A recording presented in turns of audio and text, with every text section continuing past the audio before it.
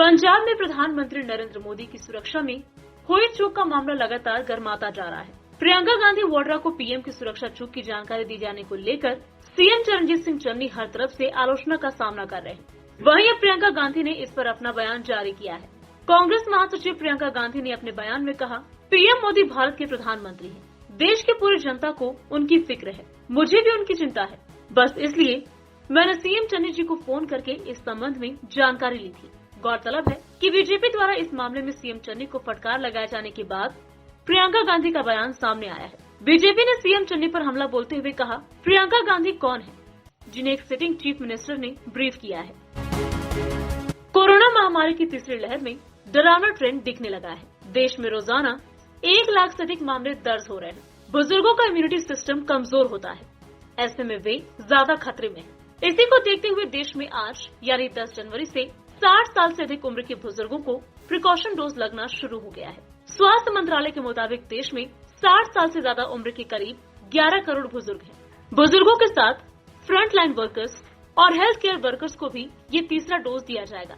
चुनाव में जिनकी ड्यूटी लगेगी उन्हें भी फ्रंट लाइन वर्कर की कैटेगरी में रखा गया है। इन्हें मिलाकर देश में करीब 3 करोड़ फ्रंट लाइन वर्कर्स और हेल्थ केयर वर्कर्स हैं। देश में कोरोना की तीसरी लहर कहर बरपा रही है। तेजी से बढ़ते मामलों के बीच प्रधानमंत्री नरेंद्र मोदी ने इमरजेंसी मीटिंग की। वीडियो कॉन्फ्रेंसिंग के जरिए की गई इस मीटिंग में पीएम मोदी ने बच्चों की वैक्सीन ड्राइव को तेज करने के लिए कहा।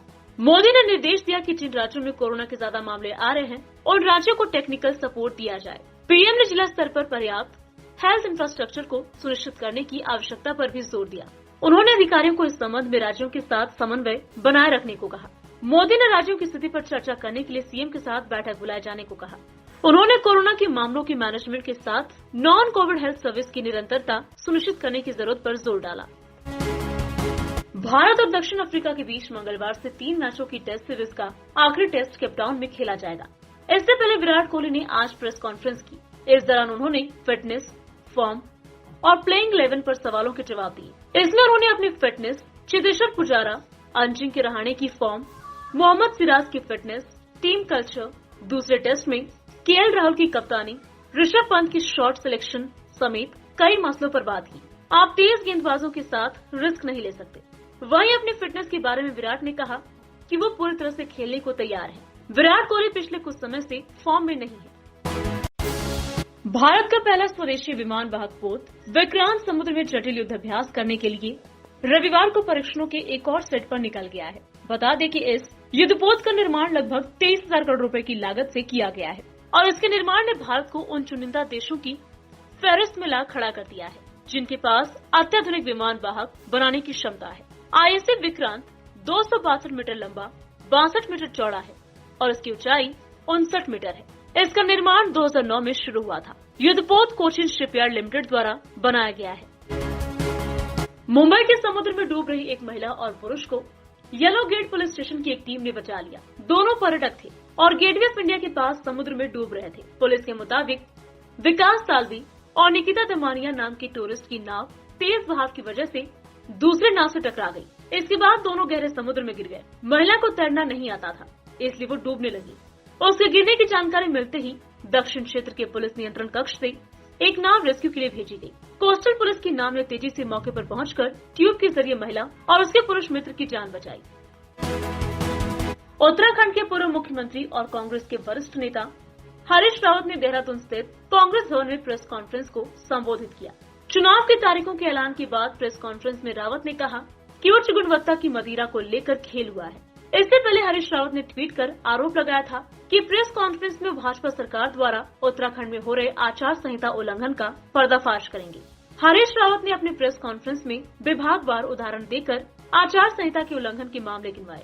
रावत ने कहा कि वो इलेक्शन कमीशन से अनुरोध करते हैं कि इन मामलों पर कार्रवाई की जाए। जो अधिकारी इन कार्यों में लिप्त हैं, उन पर चुनाव आचार संहिता के उल्लंघन की कार्रवाई की जाए। उत्तर प्रदेश में कोरोना वायरस संक्रमण की तीसरी लहर की गति पकड़ने के साथ ही सीएम योगी आदित्यनाथ ने सतर्कता बढ़ा दी है। सीएम योगी आदित्यनाथ ने कोविड-19 के प्रबंधन के लिए गठित उच्च स्तरीय टीम 9 की बैठक में कोरोना संक्रमण के बढ़ते प्रसार को देखते हुए नई गाइडलाइंस भी जारी कर दी है। उन्होंने निर्देश दिया है कि प्रदेश के सभी सरकारी दफ्तरों में 50% कर्मियों के साथ ही कार्य कराएं। किसी भी कीमत में 50% से अधिक कर्मी एक समय में किसी भी दफ्तर में न आए। मुख्यमंत्री योगी ने कहा कि राज्य सरकार हर एक प्रदेशवासी के जीवन और जीविका की सुरक्षा के लिए संकल्पित है। पुणे के एक आर्ट गैलरी में एक फोटोग्राफर के फोटो एग्जीबिशन पर न्यूडिटी वाले तत्व पाए जाने के कारण रोक लगा दी है। पुणे में बाल गंधर्व रंग मंदिर आर्ट गैलरी के इंचार्ज सुनील माटे ने कहा कि फोटोग्राफर अक्षय माले की फोटो में नग्नता के अंश पाए गए, इसलिए उनकी फोटो प्रदर्शनी पर रोक लगा दी गई है। बाल गंधर्व रंग मंदिर में इस प्रदर्शनी का आयोजन हुआ था। गैलरी के प्रभारी सुनील माटे ने कहा कि फोटोग्राफर अक्षय माले को प्रदर्शनी की विषय वस्तु के बारे में प्रबंधन को पहले ही बता देना चाहिए था। उन्होंने ऐसा नहीं किया, इसलिए हमें इस पर रोक लगानी पड़ी।